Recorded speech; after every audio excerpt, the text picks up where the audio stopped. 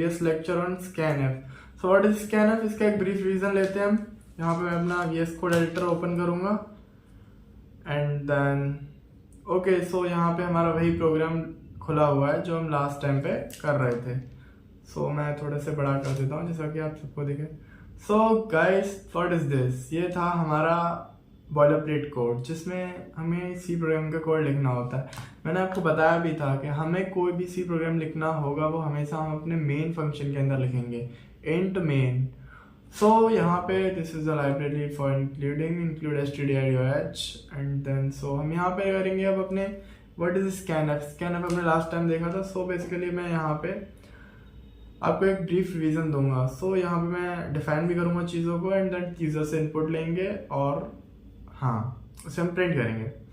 सो यहाँ पे मैं बेसिकली इंट ए डिफाइन करता हूँ and I am taking input from user. So यहाँ पे मैं लिखूंगा printf, यहाँ पे मैं एक printf करूंगा यूजर से इनपुट लेने के लिए। Enter your value to print and then scanf %d।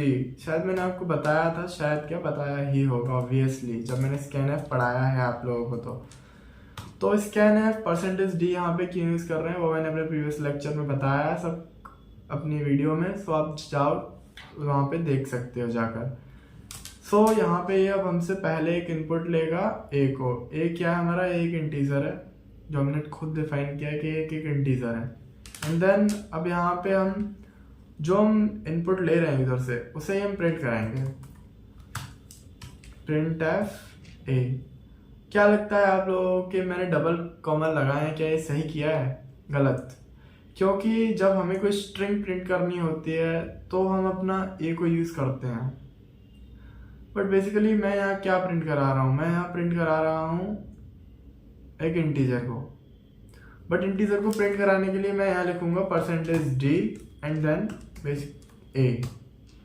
So let's try this, क्या ये रन करेगा? न्यू टर्मिनल ओपन करते हैं and run this program. So पहले से सेव करेंगे ctrl+save से and gcc breakfast.c and then enter.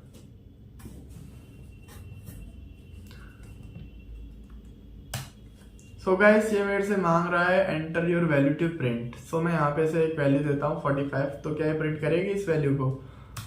सो आप देख सकते हैं यहाँ पे मेरा फाइनल जो वो प्रिंट करवाना चाह रहे थे हम इसने वही प्रिंट किया है। %d बेसिकली आपको समझ में आया होगा। %d हम वहाँ यूज करते हैं जहाँ पे हमें वैल्यू इंटीजर यूज करनी होती है। सो यहाँ पे ये मेरे से जो 45 है वो उसी लाइन में प्रिंट इनपुट ले रहा है। एक \n और यूज किया जाता है इसमें एंड देन मैं इसे सेव करूंगा, फिर से इस प्रोग्राम को रन करेंगे।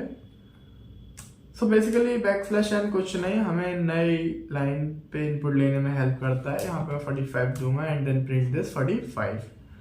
ओके, यहाँ पे हम एक चेंज और करते हैं एंड देन चेंज करेंगे हम कि ये यहाँ पे लिख के दे हमें कि ये है क्या। सो यूजर को बताएगा ये, so your final value to print is this and okay then save this. Okay run this program. Okay so ये मेरे से फिर से पूछ रहा है enter your value to print and then मैं यहाँ से फिर एक वैल्यू दूंगा 45। So your final value is print, final value to print is this 45। Okay let's move to next topic. Revision तो हमने कर ही लिया। सो टेकिंग यूजर इनपुट, हमने इनपुट भी देख लिया, यूजर से इनपुट कैसे लेते हैं and this is the source code for you, जिससे कि आप रिवीजन कर सको अपना। बहुत अच्छे से रिवीजन करना आप सब, जिससे कि आपको ये याद रहे हमेशा कि क्या है, कैसे चलती हैं चीज़ें सी लैंग्वेज में। Okay next topic, fourth, conditional statements, conditional instructions. What is conditional instructions? Okay let me suppose, okay इसे मैं करता हूँ comment out. So basically comment out कुछ नहीं होता है, ये कि हमारा कोड होता है कि जिससे हम कोड लिखा हो हम उसे कमेंट आउट कर देते हैं ताकि हमारा कंपाइलर जो है वो रनिंग टाइम पे इसे रीड ना करे। सो पूरा सेलेक्ट कर लिया था मैंने एंड बेसिकली CTRL प्लस / किया था। So now what is the topic, conditional instructions. मैं कंडीशनल इंस्ट्रक्शंस बताऊं शॉर्ट वे में आपको तो क्या होते हैं। मान लो आप गए अपनी मम्मी के पास, मम्मी ने कहा कि बेटा दाल लेके आनी है। आप पूछोगे मम्मी कौन सी दाल लेके आनी है। सो मम्मी ने कहा कि उड़द की दाल लेके आना। ओके, अब आप पूछोगे मम्मी अगर उड़द की दाल ना मिली तो क्या लेके आऊँ। तो मम्मी आपको जवाब देंगी कि बेटा अगर उड़द की दाल ना मिले तो, उड़द की दाल ना मिले तो तुम अरहर की दाल ले आना। देन तो अगर मैं कहूँ, ये आपकी मम्मी ने एक कंडीशन लगा दी आपके सामने, अगर आपको उड़द की दाल ना मिले तो आप अरहर की दाल ले आना। देखो मैं बिल्कुल फ्रेंडली पढ़ाऊंगा आप लोगों का, टेंशन ना लो। सो बेसिकली यही कंडीशनल स्टेटमेंट्स हम प्रोग्रामिंग में भी यूज करते हैं। इफ द दाल उड़द की नहीं मिले तो then else you got the dal arhar. If and else, then same यहाँ पे होता है। यहाँ पे भी हमारे पास दो ही, यहाँ पे भी हम कंडीशनल इंस्ट्रक्शंस यूज करेंगे, if and else. So okay, यहाँ पे हम एक छोटा सा प्रोग्राम बनाते हैं कि ड्राइविंग के कौन लोग कर सकते हैं। मीन्स 18+ ड्राइविंग कर सकते हैं and who is less than 18 they are not able to drive. Okay, let's make this the program here. So मैं यहाँ पे एक इंट वेरिएबल बनाऊंगा ए, सेम जैसे मैंने बनाया था, मैं वही प्रिंट मेथड यूज करता हूँ यहाँ पे। एंड देन मैं यहाँ पे लूंगा एंटर योर एज। बेसिकली मैं यूजर से एंटर ले रहा हूँ एंड देन scanf, वही %d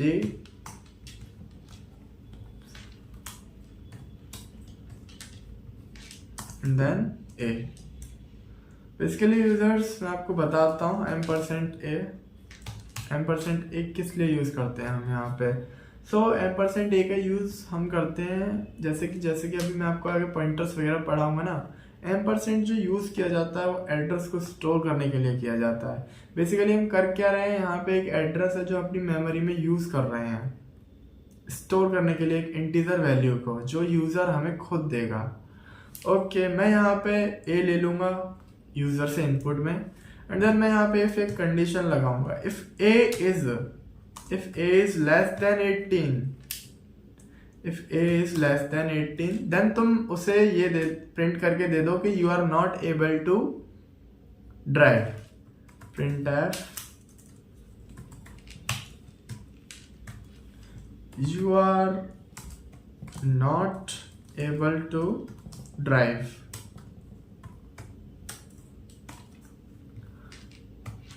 else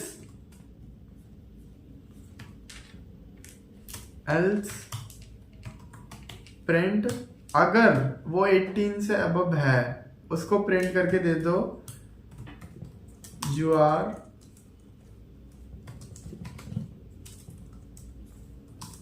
are able to drive। So let's run this program। क्या ये रन करेगा? Okay, let's come to the terminal and इसे सेव करते हैं। सो ओके, ये मेरे से एज मांग रहा है। सो मैं यहाँ पे पहले एज देता हूँ 17। तो देखते हैं क्या ये मुझे वही आउटपुट देगा जो मुझे चाहिए। So you are able to drive, यहाँ पे लिखा हुआ है you are not able to drive. So okay, मैंने यहाँ ई नहीं लगाया। बेसिकली मैंने आपको बताया था \n हम क्यों यूज करते हैं। \n का हम यूज करते हैं नेक्स्ट लाइन पे प्रिंट करने के लिए चीजों को। ओके, सो मैं यहाँ पे एक डालता हूँ फिर से एंड देन आप देख रहे हो ये मेरे से नेक्स्ट लाइन में क्यों नहीं मांग रहा है, क्योंकि मैंने यहाँ एक \n नहीं लगाया।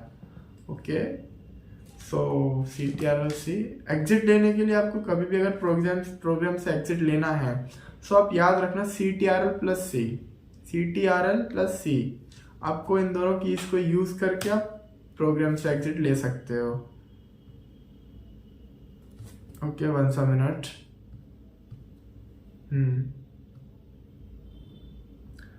सो dot slash a dot exe, ये मेरे से या मेरी एज पूछ रहा है, वो भी नेक्स्ट लाइन के अंदर।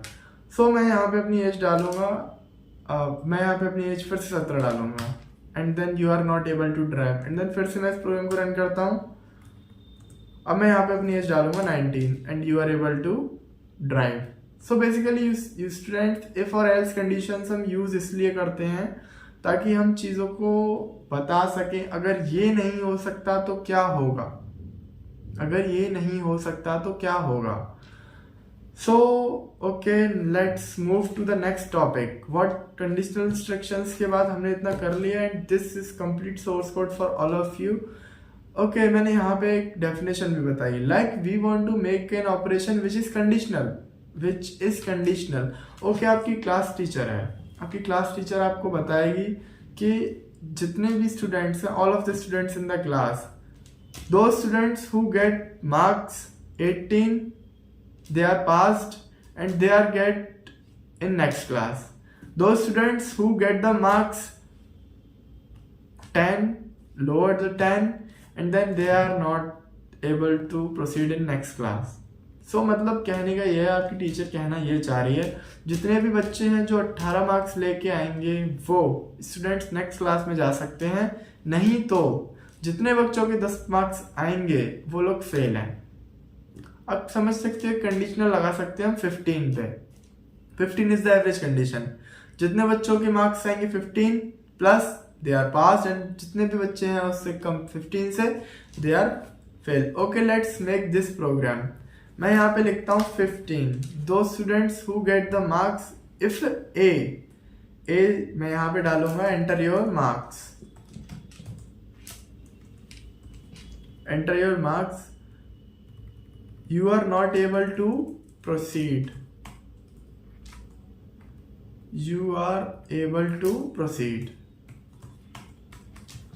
Okay, so अगर a जो है 15 से छोटा है तो ये प्रिंट करेगा a is not able to proceed.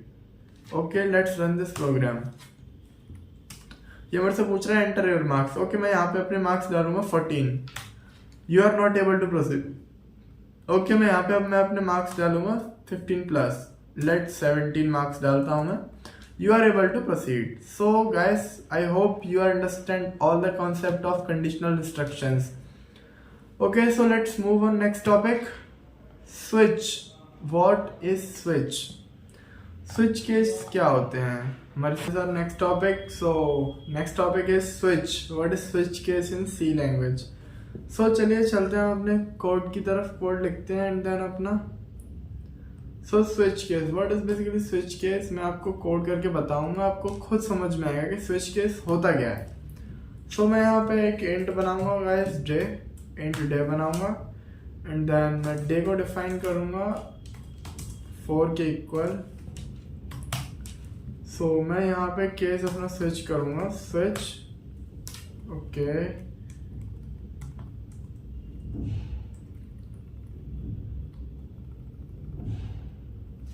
switch day करने के बाद and then final I enter this.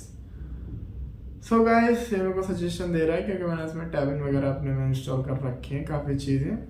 Basically होता क्या, आपको यहाँ पे केस लिखना होगा अपना 1, एंड देन फाइनल आपको यहाँ पे अपनी चीज़ें लिखनी होंगी, आपको क्या क्या लिखवाना है।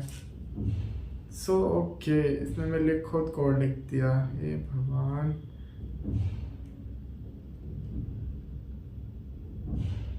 AIs आर रियली बहुत ज़्यादा कॉम्प्लिकेटेड चीज़ ना, जिसको AI बहुत कॉम्प्लिकेटेड चीज़ लगती है वो मेरे को कमेंट में बताना। सो बेसिकली मैंने यहाँ पे केस 1 बनाया अपना, एंड देन केस 1 में मुझे लिखवाना क्या है अभी आपको बताऊंगा मैं। केस 1 है क्या, प्रिंट एफ, एंड देन मुझको लिखवाना है मंडे नहीं। ओके, हम एक गेम बनाते हैं, यूज़र से हम एक इनपुट लेंगे। ओके, अभी मैंने डे 4 लगाया है, बट हम इसे यूज़र से हम इनपुट में लेंगे कि हम वो अपना कौन सा डे चूज़ करना चाहता है।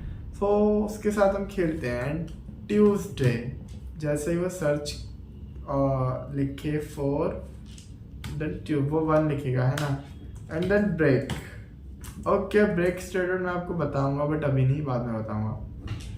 सो here we have case 2 and then मैं यहाँ पर से प्रिंट एफ कराऊंगा सैटरडे।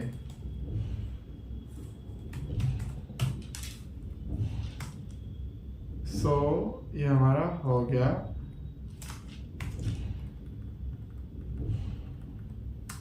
ओके मैं इसे पूरा कॉपी करूंगा।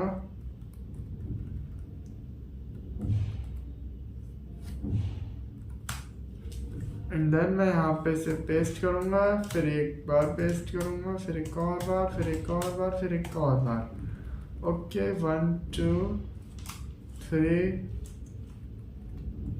4 5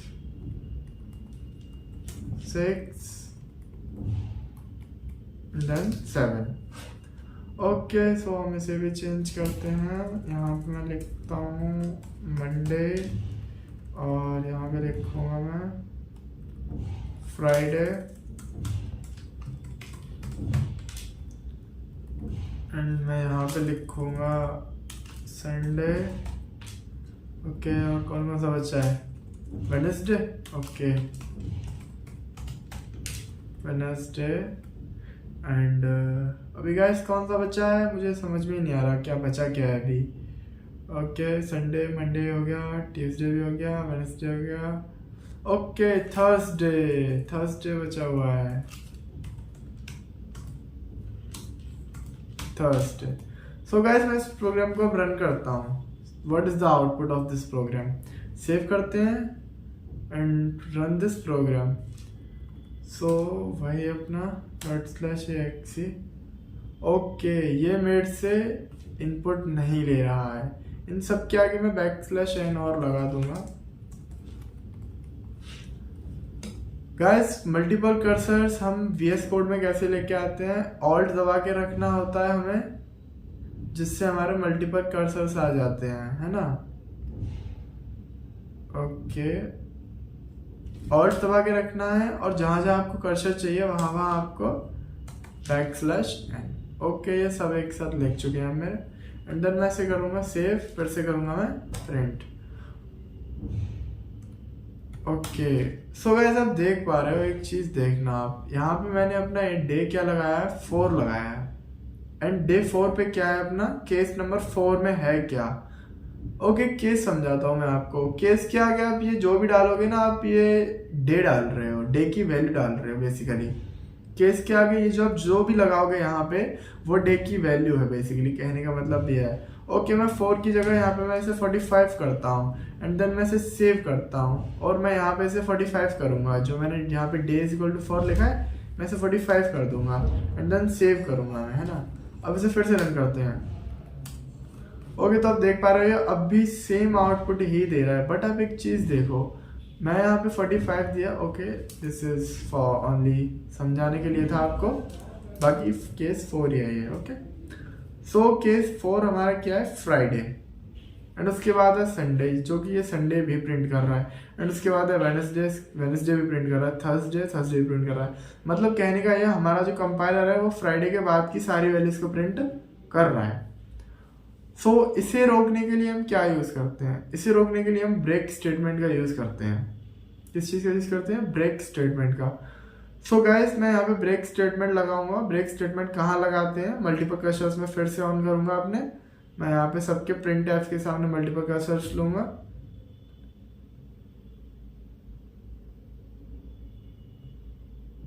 एंड देन मैं एंटर मारूंगा ये सब नीचे और मैं फाइनली मैं ब्रेक स्टेटमेंट इन सब के आगे लगा दूंगा। सो गाइस ब्रेक स्टेटमेंट क्या करेगा अब आप खुद देखना। ओके सेव किया इसे मैंने एंड ओके फ्राइडे मीन्स अब इसने मुझे सिर्फ फ्राइडे प्रिंट करके दिया। ओके गाइस एक काम करते हैं, हम इस यूजर से इनपुट में लेते हैं print f enter your number, your favourite number,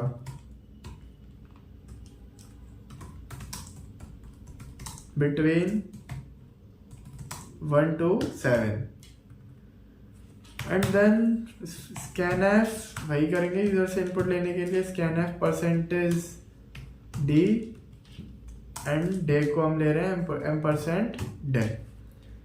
okay so guys basically अब ये यहाँ पे पूरा प्रोग्राम तैयार है हमारा बनके।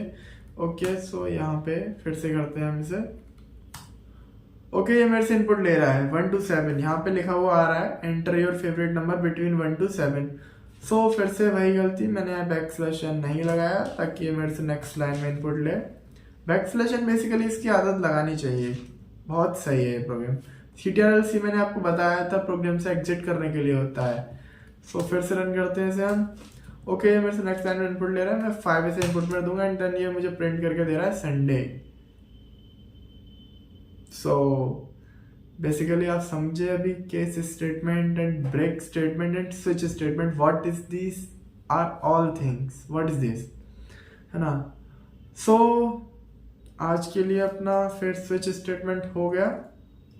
Okay so what is our next topic, loops. So guys आज के लिए इतना ही, मिलते हैं नेक्स्ट वीडियो में। टिल दैट कीप लर्निंग और जुड़े रहना आजटेक के साथ। एंड बीच में मैंने आपको कुछ भी नहीं बोला अभी तक, कुछ नहीं टोका, but please subscribe and like करें। अगर मेरा लेक्चर आपको अच्छा लगे तो प्लीज़ सपोर्ट करें मेरे को जितना हो सके, और आपका रोहित भी आपके साथ रहेगा हमेशा। सो इसके लिए टेंशन ना लें।